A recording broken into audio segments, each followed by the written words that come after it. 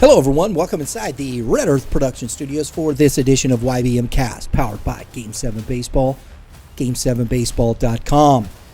We are this close, folks, to our first weekend with Game 7 Baseball out at the new Warrenton Athletic Complex, turf fields.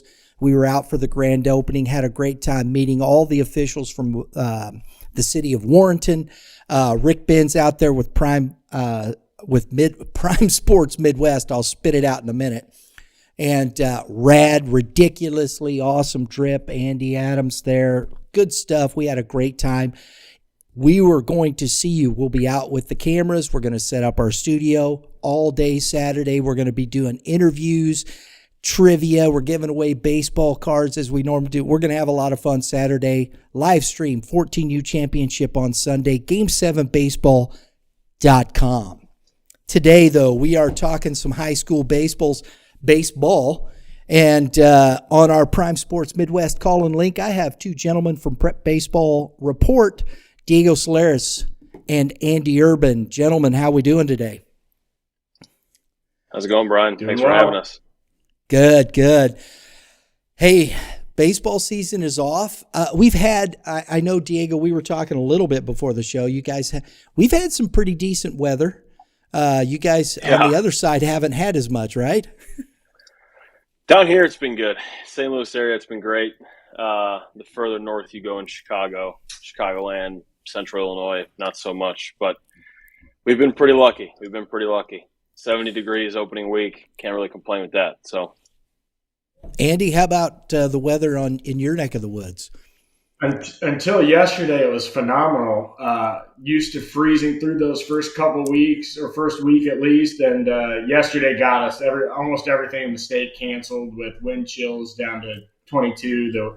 The far western part of the state got about 4 inches of snow, so that shut us down. Should be back up and running today, though. Very good. We want to say hello to Mr. Mulder. He is not joining us today. He is down ill. So, Kevin, get well soon, buddy, okay? The Guru, right? We're missing the Guru. Andy, we got a new one for you. My daughter said this. We're going to make T-shirts. We got to figure something out for you, Deigo. But we're going to get the Guru there, and we got the Urban Legend. That's amazing. That's incredible. So my daughter says, we're going to make T-shirts, Dad. I'm like, okay, we'll send him a T-shirt. So there you go. Now you're stuck with the Urban Legend, bro. I've been called worse. It fits adequately for Andy Urban. Two-seam Urban Legend fits for him. I love it. Guys, it's been a pretty good start to the season. I'm going to give you a quick look. We're going to talk about Missouri to start with, because I know both you guys cover Missouri as well. Hot starts, Class 6. I've got top 10. I'm going to give you my top 10. Youth Baseball Midwest. This has nothing to do with anybody else. This is me. I'm going to give you my top 10 after week 3. Francis Howell, Lee Summit West, Fort Zumwalt West, Nixa, Staley, Liberty, Jackson, Rockbridge, Eureka, and Ozark.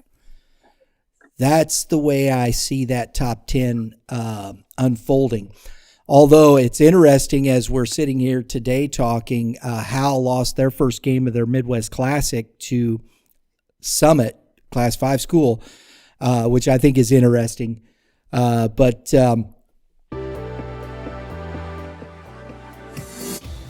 So this area back here is basically production.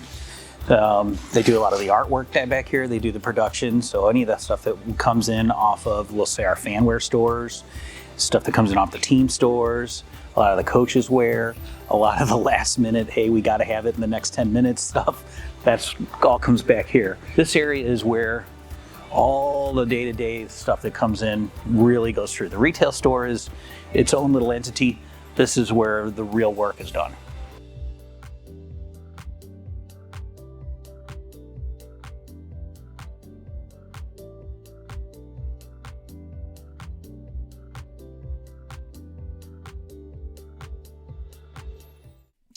Guys, where are you seeing this early season with some of these teams? We'll start with you, Deigo. Go ahead. Yeah. There was some really good opening stuff. Obviously, you got that Troy Buchanan tournament, which is never easy. Towards the Low West coming out on top. Yeah, the Troy Classic. Urban had his KC Metro leadoff deal in Creekside, where a lot of the better Kansas City area teams kind of squared off. We updated our rankings on Monday, and we were kind of talking about this before the show. It's not an easy science, right? Like the number one team, honestly, this year especially, 1 through 15, really, on our rankings, I could see any one of these teams winning a state title. I mean, we have Willard at number 11, and I'm sure we'll get into this later on in the show, but they're one of the best teams in Class 5 every single year. Coach Scott McGee, they do a great job. They're 6-0, and they've played a pretty good schedule thus far. We got Blue Springs South, who is perennially one of the best teams in Kansas City at 15. They just got swept by our number 5 team, Blue Springs, in a 3-game conference set, but every single game was a 1 or 2 run contest, which could have easily flipped either way. One of them was an extra innings win for the Wildcats. So, honestly, my biggest takeaway from the first couple weeks is that anybody can beat anybody on any given day, and that's really the case in high school baseball regardless. But, I mean, you touched on it already. Rockwood Summit, they're 6-0. They trot out their best guy yesterday, and they beat Francis Hall 6-1 in a game that really wasn't that close from what I gathered. So, and perennially, I would say across the state, if you look at all of the teams in one basket, Francis Hall has the best roster on paper in the entire state. So it's a really talented group, a group of teams across the state at any level, Class 5, Class 6. You dip into those Class 4 teams like Logan Rogersville. They could beat anybody on any given day. Father Tolton's really talented. So the state of Missouri baseball is in really good hands. Andy, just a second here. And one of the things, this is the fun stuff. Father Tolton, you mentioned Tolton. Our last live stream of the year is at Southern Boone with Father Tolton. So I'm looking forward to that. That's going to be a good game. Southern Boone, too, another team, 2022 state champs. They're undefeated to start the year. They're an old team, upper class heavy.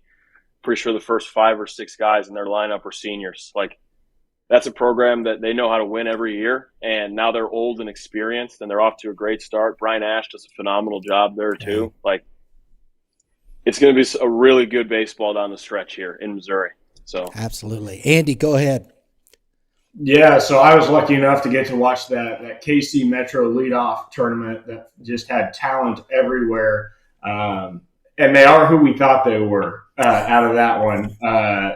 Lee Summit West is just up and down the lineup a terror. You just never get a break. You never get a batter off. 1 through 9, they know what they're doing. Fun to watch them compete. And then obviously Drew Dickerson in the middle of that lineup. You know, I think he had two strike bombs already where he's cutting down his stride, he's shortening his hands, and he's still leaving the yard. So good luck dealing with that. They not only played Liberty North in that event, they played a 3-game series and beat each other up. Both teams looked well. Liberty North doesn't have the firepower, but by pure Liberty North standards, they find ways to win. And they don't ever believe they're out of a game, and they compete their tails off. Blue Springs South, the 3 or 4 top arms there are as good as anybody in the state, man for man. If they can put up 3 or 4 runs against you, you're going to have trouble beating them. And again, they know how to compete. And Nix is doing what they do out of the southeast part of the state. They're grinding, they're competing. Deigo said it, and I'm going to echo it. I haven't been around Missouri baseball for 100 years like Kevin Mulder, but the time I have been around, this is as deep and competitive and high quality. The floor has risen in Missouri baseball. Everybody's better, and it's a ton of fun to watch. You bring up Nixa. We had the privilege. Our opening week was in Springfield, and we live streamed Willard. We were hoping Camdenton. I felt so bad for Coach Durnan.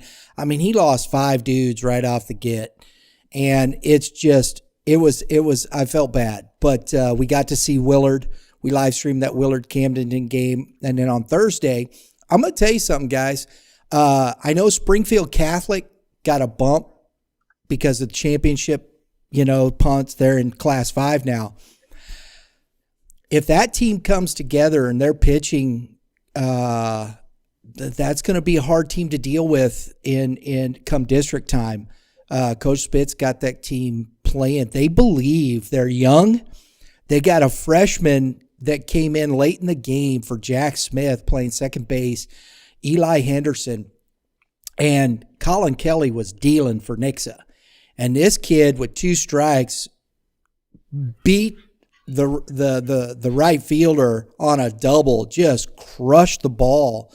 Was the only Springfield Catholic run of the game. And he was not phased. So they've got young talent. The experience we'll just have to see.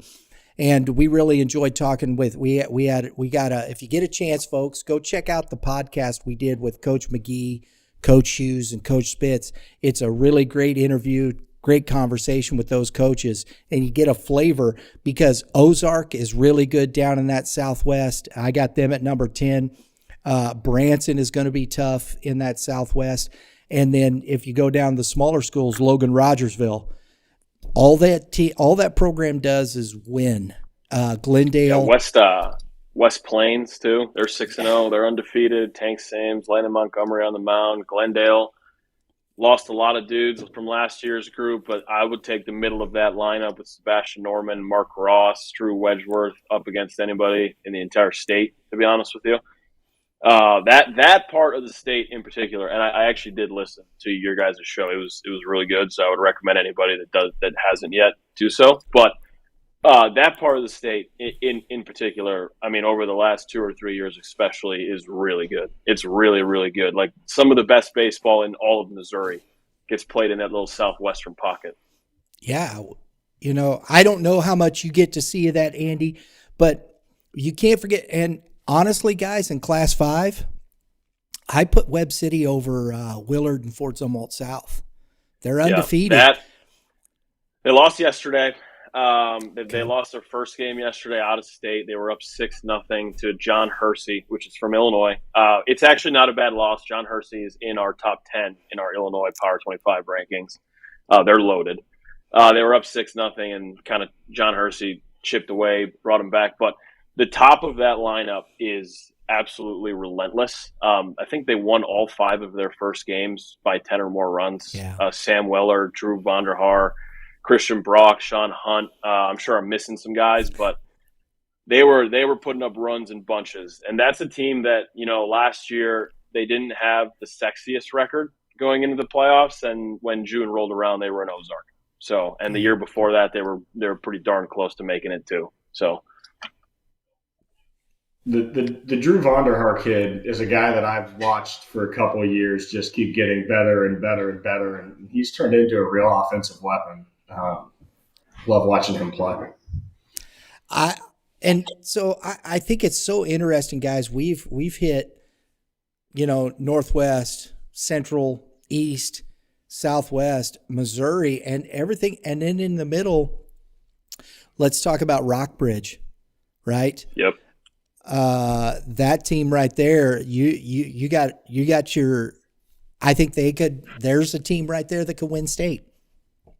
Yeah, they're good every single year, right? It's like kind of chalk it up. Rockbridge is going to win 20, 25 games every single year. They lose their best player, Ty Thompson. He moves out of state, and they're off to a 7-1 start, I believe, to the year. They're down at Lake Point right now, playing in our little Lake Point spring break invitational type of deal. But again, it's not a roster with pop-up superstar names. They do have it's just a collective group. They play hard. They're well coached. They're always well coached. They're not going to beat themselves. They're going to do the right things. Crew Norden, Cooper Seaver was a first-team All-State guy last year, I'm pretty sure.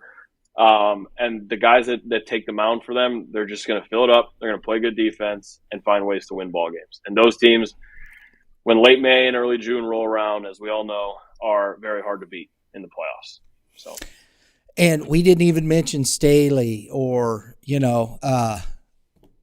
Liberty's off to a good start again. I mean, so there's so many teams that you, like I said, picking a top 10 in certain respects, in my opinion, guys, is almost like you could put anybody in there and it'd be fine.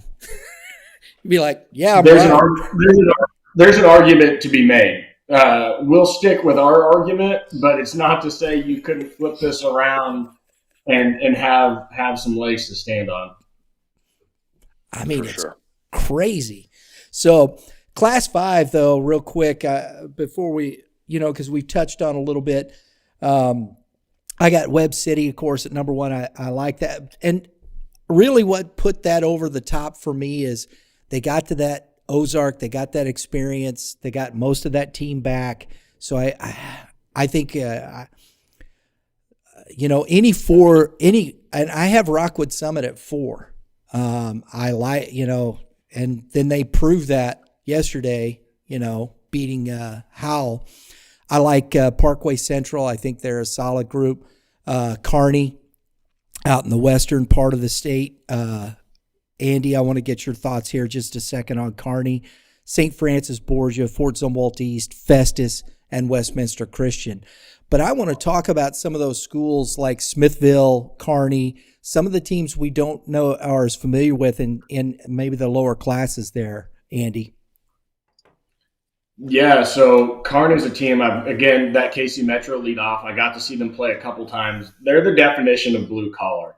They came out and they beat Shawnee Mission East, who we have as our number 1 team in the state in Kansas, and they beat them 12-10 by absolutely grinding it out, taking their walks, stealing their bases.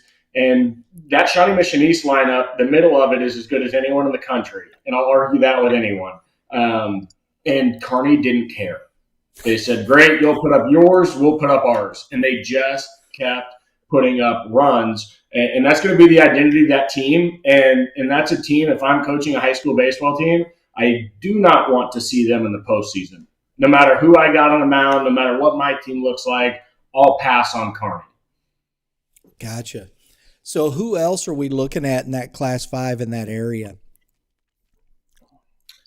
Diego, you'll have to help me out a little bit on the classes because I know we don't rank classes. I know you. I'm sorry. I forget. I know you guys don't rank that way. I'm sorry. That's my fault. No. Give me. Throw out a couple more names. I'm sure I've seen some.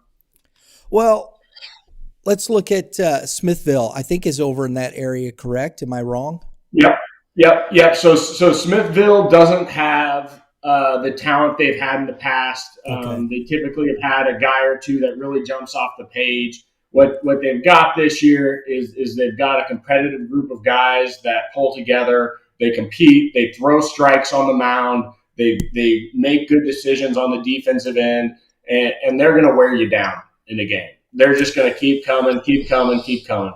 The other two that I thought I was surprised about Platte County's start. I thought they were going to start a little better off this season than what they've done. They will finish better. Platte County is a very good team. Somebody's got to win and somebody's got to lose early, and those records will level out. I really do think Platte County will end the year, middle end of the year strong. I like them an awful lot. They've got guys all over the field. They've got young talent. They've got strong guys in the middle of the order. It's a better club than their record shows, and I'll put my name on that. Okay. Yeah. And the other one that I was, is Belton there in Kansas City. They're kind of sneaky. I've looked at some of the names and whatnot, and from last year, I don't know a lot about them, but they seem to be off to a decent start. Are they going to figure into this? Diego, correct me if I'm wrong. Home of Cooper Shrum, is that Belton? Yeah, that is correct. Yeah, Cooper Shrum. He's the number 1 player on our Missouri 2026 rankings. I believe he's a top 30 player in the country. Tennessee recruit. A little bit of a slow start on the mound. Now, I will say he is also a basketball player. And if you ever get a chance to see him, he is 6'5", maybe 170 pounds, if that. tall, lanky kid. So coming off basketball season, going to have to ramp his way up. Also plays shortstop for them, hits left-handed. He's going to be a superstar. That team will probably go as far as Cooper Schrum goes, which is a lot to put onto a sophomore's shoulders. But they are off to a good start, and he is like the type of talent, given what he does on both sides of the ball, that is capable of carrying a team like that. Depth is always a key with some of these schools, and as you said, you got a sophomore. Is there a group of upperclassmen there that you think can evolve into what they need to be to make a run? I honestly, truthfully, we don't know that much about Belton as a program. They were kind of not on our radar until Cooper Schrum kind of popped up. So we'll see. We'll learn from them. We're going to see them at some point this spring because one of us will make our way out to see Cooper Schrum. So we'll see. That's always the tough thing, right? How many high schools do you guys, there's like 400 and some high schools in the state of Missouri. It's tough, isn't it, guys? It's tough. You're always going to miss something. Unfortunately, like I kind of run into that in Illinois too. There's so many high schools. There's so many people. There's kids 2 hours away that we've never heard of that will end up going to play at some junior college and then be a Power 5 guy afterwards. Like, it's a really tough job. You try your best to cover all your bases, but just there's so much good stuff to see and so many high schools to see that stuff will get missed. So yeah. Not by lack of effort. I think Deigo was at over 100 high school games last year. Kevin Mulder, that number was up there. I know I was up over 100 games. So you just run out of days at some point. Yeah. And high school season's what, 6 weeks? Yeah, with the weather and everything, it gets really condensed and it gets really tough, and you kind of have to pick your battles there. So yeah, absolutely. Well, I want to finish up here. We won't spin it because I want to move to some of these others, but I want to do this because as we're recording this will come out tomorrow, as we always do, folks. We record on Wednesdays and we post this on Thursdays. But just an FYI, we will be out this afternoon. Class 4 matchup, District 4 championship rematch between St. Charles West and Winfield today. St. Charles won that game 11-10 last year. So we've got Brady Creech probably on the mound today with Brennan Gehring going for St. Charles West. There's some really good talent on both of these teams. I've got but Class 4 top 10, in my opinion, is Logan Rogersville, Southern Boone. I think Blair Oaks is right there again. Father Tolton. Fulton is off to another good start. They were in the Final Four last year.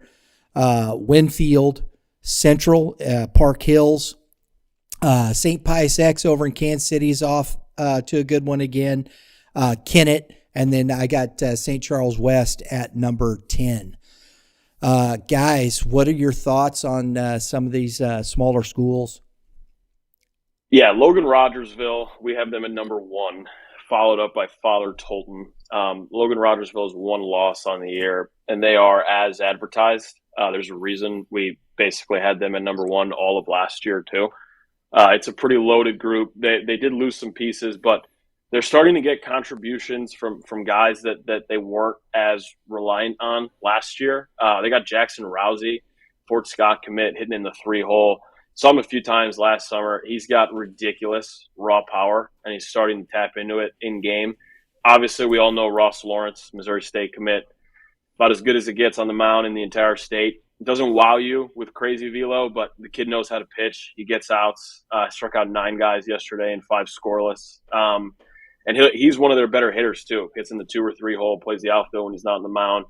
And one of their better contributors so far has actually been a freshman. His name's Nathaniel Eakins. He was a junior future gamer for us last year. Just threw really well in a win against Father Tolton. He's hitting leadoff now for them and playing on the infield when he's not on the mound. So they're a competitive group. They're always good. They're older now, and they're starting to get contributions from guys that may not have been players that would have been part of their core going into the year, which is an even for a team with that pedigree and a team that's that good, getting contributions from players that they necessarily weren't expecting to, that's only going to make them more dangerous. So they're in our eyes the clear front runners in Class 4A. It's kind of their throne to lose, but Fowler Tolton's right behind them. Southern Boone's right behind them. Like you said, Blair Oaks, they jumped into our rankings for the first time this week. They lost a lot of guys. They're still finding ways to win. They beat Springfield Catholic last week, which is a big win. That's a good win. Kennett, off to a bit of a rough start. They've played good competition. They went down to Kentucky to play McCracken County, which is always one of the best teams in Kentucky out of that Paducah area. They played O'Fallon Township, which is the top 15 team in Illinois. Played both those games tough. St. Pius X in Kansas City. They'll beat anybody on any given day when Wade Mann is on the bump. Mizzou commit, low 90s, about as high pitchability as you'll find, can really spin a breaking ball, also swings the bat. They got Ty Yearwood, who's another high pitchability lefty right behind him. Michael Mang is a physical right-handed pitcher that'll pitch in the mid-80s. That's a team that's got arms to dream on. So Class 4, again, it's looking up. It's shaping up to be pretty good. And then there's some pretty good Class 3 schools right behind them, too. I'm not sure if Val Catholic is Class 4 or Class 3. Valley Catholic, Brian, I think they're Class 3. Okay, because that's a team to watch for sure. They're off to another hot start. Last year, they won 29 games and lost in a district title. They're 7-0 to start the year, and they're winning games in all different kinds of facets. They've won 4 games by 9 or more runs, and then every game that they play that's tight, they find a way to win. It's an old group. They're always good. They're well coached. Duchesne is off to a really good start. And honestly, the cool thing about that Duchesne club is that they are very young. Most of their best players are sophomores. Jamison Forrest, Jackson Nicodem was the player of the year last year in their conference as a freshman. They're rolling. Their coach was high on them this year. And kind of honestly, really the only question mark for them was how are all those young dudes going to do on varsity early on? Seems like they're answering the call. 7-0. They're scoring a lot of runs quick. So Licking, state champs last year in 3A. Lone Jack is off to a good start. They got one of the better left-handed arms in the state in Ethan Rogers. Small school they baseball. Got to catch and throw. Yeah, Landon. That Lone Jack team. That Lone Jack team is going to be a handful in 3A. So there's good baseball in the small schools. No, you're good. There's good baseball across the state, regardless of what class you are, and that's been emphasized already multiple times here. But it's a fact. It's a true statement, 100%. I love that. See, and this is what most people, if you go even further down, Orrin, Class 1. Yeah. Right? Class 1, Ryland Mills, one of the best catchers in the entire state, regardless of class. Throws it as good as anybody. 107 exit velo this winter, crazy bat speed, 86, 88 on the mound, can really spin a breaking ball. That's about as good of a guy you'll find in the entire state, and I would venture to say he'll have like a 1,700 OPS by the time the spring's over. So that's kooky. Folks, that's a pretty good glimpse at Missouri baseball right there. These gentlemen got their finger on the pulse of it. I know, Deigo, you probably won't have, but I want to move to the Kansas side because we were over there, and I know Andy has been looking at these things, and you mentioned Shawnee Mission East and whatnot, and some of that stuff over there. We want to take a look at this, Andy, and kind of get your view of Kansas baseball. When we were over there with your event, we talked a lot about it. We saw a lot of Kansas guys. Good baseball going on. What's your take on where Kansas is at right now? Yeah, so Kansas took a major step forward this year. The high school coaches were able to get KSHA, the governing body, to allow them to schedule 6 more games on the schedule this year if they so choose.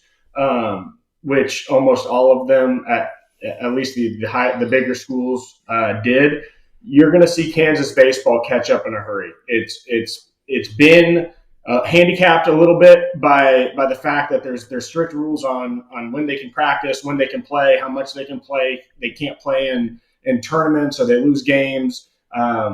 So I'm excited for Kansas baseball, not only this year, but in the future. The extra reps, the extra games, the extra time should allow the state of Kansas to really grow and thrive in baseball. This year in particular. Real quick, yeah, go ahead. Real quick to your point, I think what you said is true, because it's been a little while, and you can correct me if I'm wrong, Deigo, but it hasn't been that long since Missouri increased the amount of games as well. And it's created, and I think, as you guys have been talking about, the floor has been raised. So I think that's the same thought process in Kansas as well, correct? Yeah, and I'll even go south. I got my start in Oklahoma, and those guys are playing in the 40s to win a state championship. Well, it's no wonder that Oklahoma produces the highest number of big leaguers per capita in the country. There's no rules on practice limitations, and they can play 40-plus games a spring. Those guys are good. They it's the same thing play in the game. Illinois. It's the same thing in Illinois. I think last year Edwardsville 4A state champs. I think they finished the year 33-9. So you do the math right there. That's 42 games. It's a lot of baseball. And there's no limitations in Illinois, to my knowledge, on practice. I could be wrong, but I do think, as you start to increase the amount of games in a season, you start to put more importance on the season as a whole. You'll start to see facilities improve. Like in Missouri, we've kind of seen a boom over the last 5 or so years on turf fields, and kind of the importance of turf in a cold weather state. Aside from, the obvious, hey, if it rains for 6 hours, we can still play. Just being able to practice outside.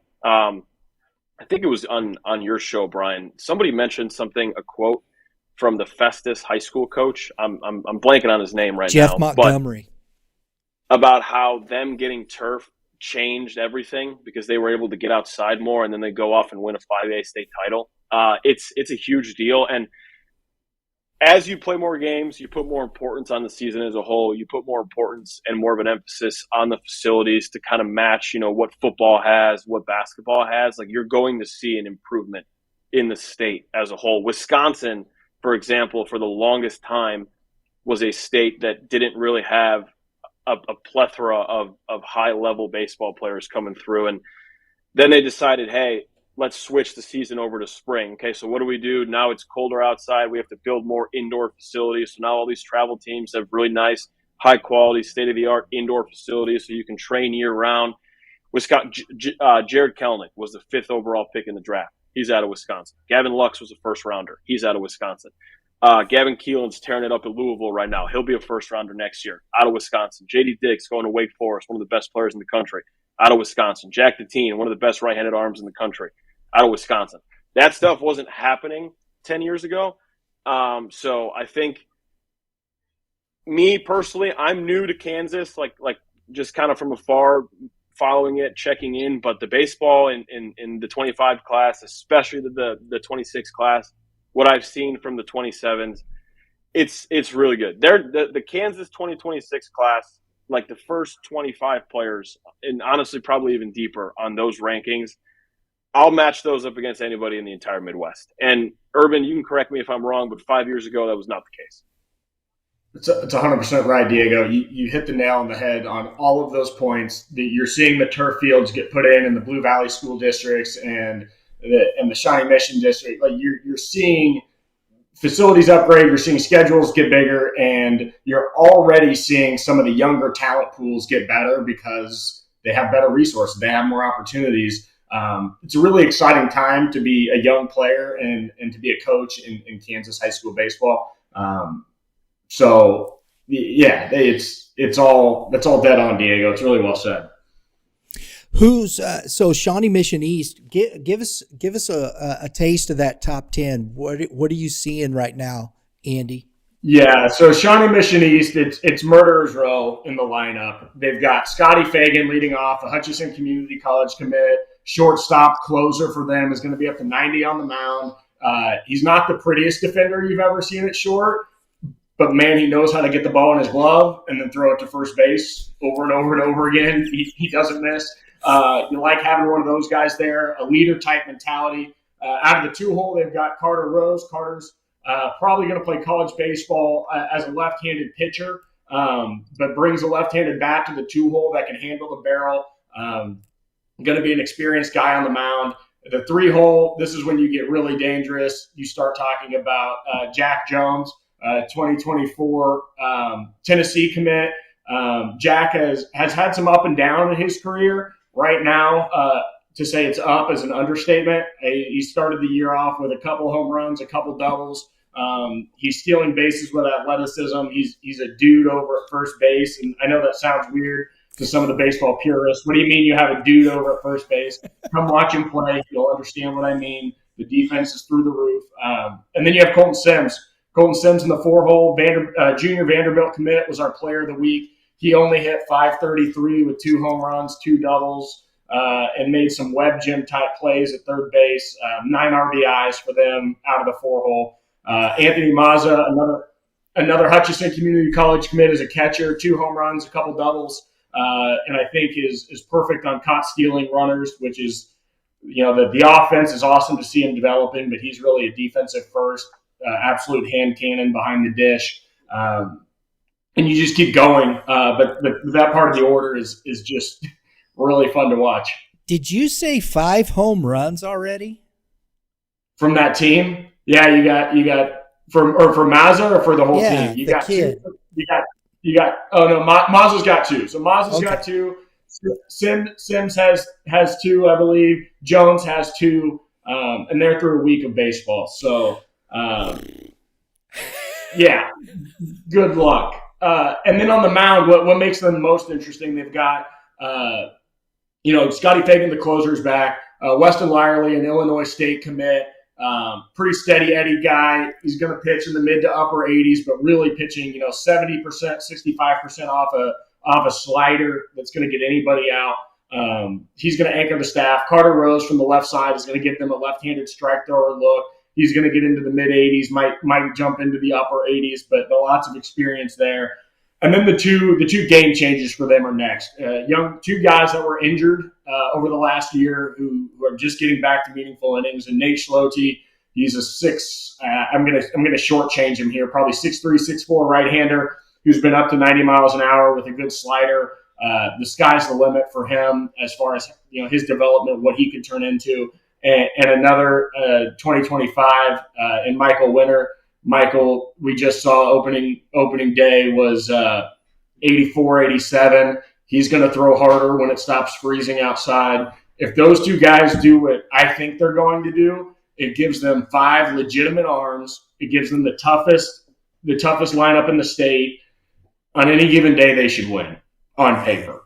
Will Gordon's the coach of that staff over there, and he knows how to win. We talked to a lot of kids. You got Bishop Carroll at number 4, Olathe East at 5, Free State, and Olathe West.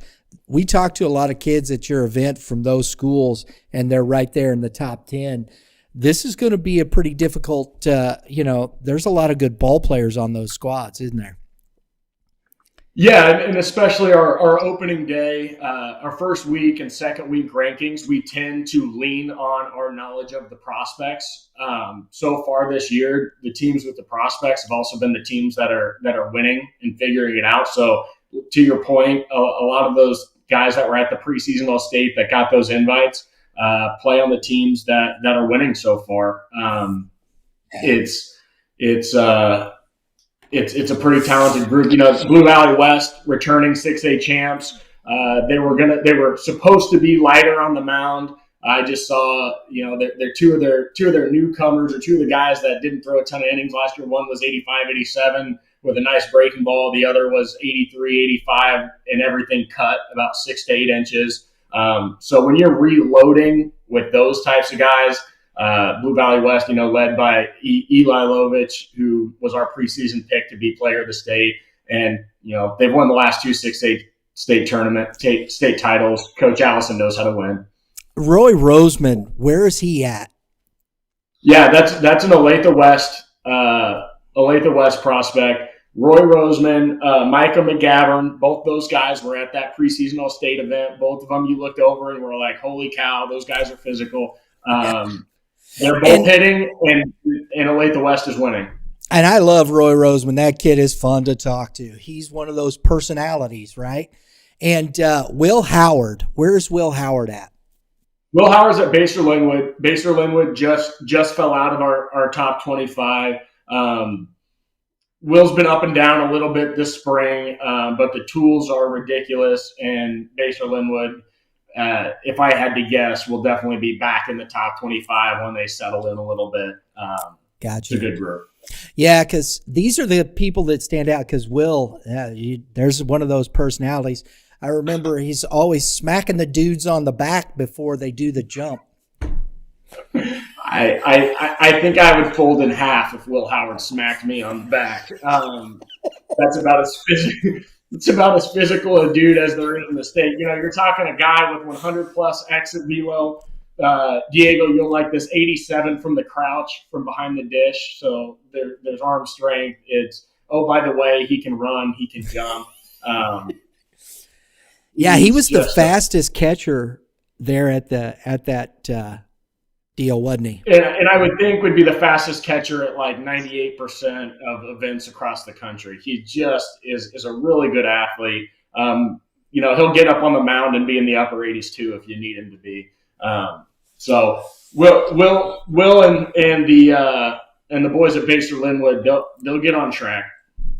We're going to keep talking about the Kansas as it moves along, and we want to finish up.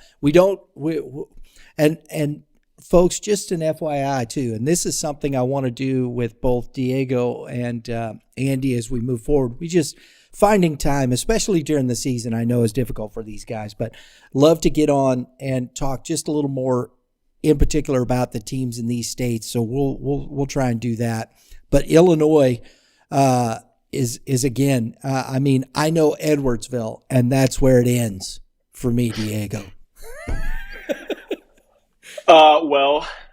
It's a great school to know, considering one, back-to-back state champions, and two, I live like 3 minutes away from there. So great choice. But I had a college coach ask me the other day what state in their region, a Midwest school, they should kind of focus in on more. And I told him Illinois, because truthfully, and I'm from Illinois, grew up in Illinois, the baseball in this state is ridiculously good. Obviously, it starts in Chicago, right? It's the biggest part of the state. It's the most populous part of the state. But with that being said, the 4A state champion last year, 4A, that's as high as it goes in Illinois, Southern Illinois School in Edwardsville. Columbia, 2A, they were back-to-back state runner-ups. Jibal Catholic, 1A, that's another St. Louis area school. They won the state title last year. So really, in all corners of the state, similarly to Missouri, the baseball in Illinois is very, very good. Very good. Well, you guys, and then in the smaller class, Father McGivney, we saw some kids over there at your workout. Some really talented players from Father McGivney. Yeah, they're loaded.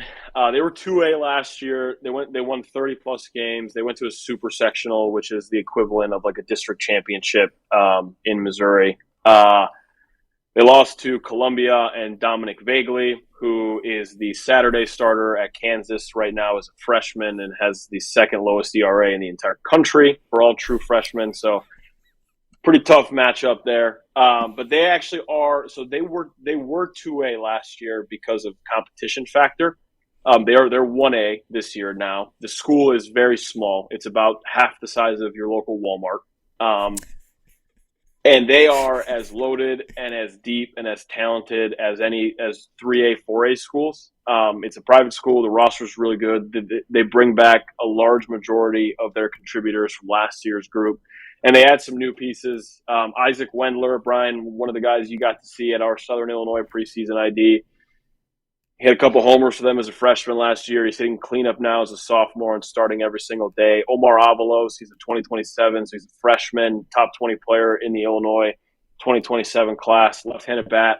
Starts in center field for them, getting on base at over a 500 clip in their first 8 games as a freshman. Nick Franklin going to Longwood, which is a Division I school out in the Carolina area. Big physical backstop.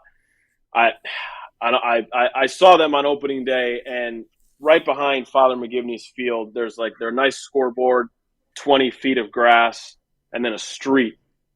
He hit a homer over the scoreboard onto the street. It was very far.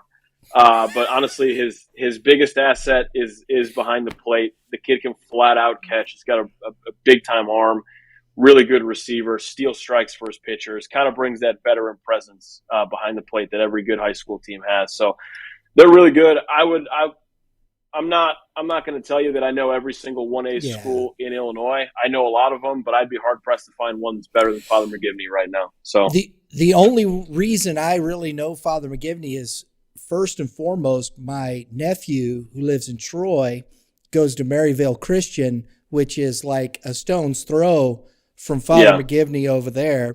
And that I knew, and that was all I knew. And then we met the players at your event. They went to Father. That's it. That's what I got. Yeah. Well, it's a good school to know because it's one of the better ones. So absolutely, guys. Your top 10, we're not going to really do it because these are some preseason rankings. If you want to check out the preseason rankings, but you guys will have the new rankings coming up for Illinois. What, next week? Is that what you said, Deigo? Yeah. So we kind of had a conversation this Monday and kind of decided. Normally we would update the rankings after 2 weeks of the season. There's been some pretty bad weather in a majority of the state here in the St. Louis area. We've been lucky that the weather's been nice, so a lot of these Southern Illinois schools have been able to get games in. But for a majority of the state, you're looking at 2-3 games played, not the craziest sample size. So we're going to wait one more week. The weather in the whole state looks better towards the latter half of this week, that teams will be able to play. A majority of Illinois is on spring break this week, so a lot of teams are going on their spring trips, so they'll be able to get games under their belt. So yes, what we have right now on the website is our preseason top 25. That will be updated next Monday afternoon. And there's going to be some movement. Like we nailed some early rankings, and then there's some other ones that are going to have some shuffling. And that happens every year in a state that there are so many good teams and good players. There's programs that come out of nowhere that we weren't really on, and they pick up 3 top 15 wins in the first week, and it's like, okay, now we got to pay attention to these guys. So It's a gift and a curse, but there's going to be a lot of movement next time we update these Power 25 rankings. It's going to be a lot of fun watching this season. We were talking about we're going to be out at our GAC game of the week, St. Charles West at home, taking on Winfield, 2 very good Class 4 squads. This Saturday, folks, we are going to be live streaming.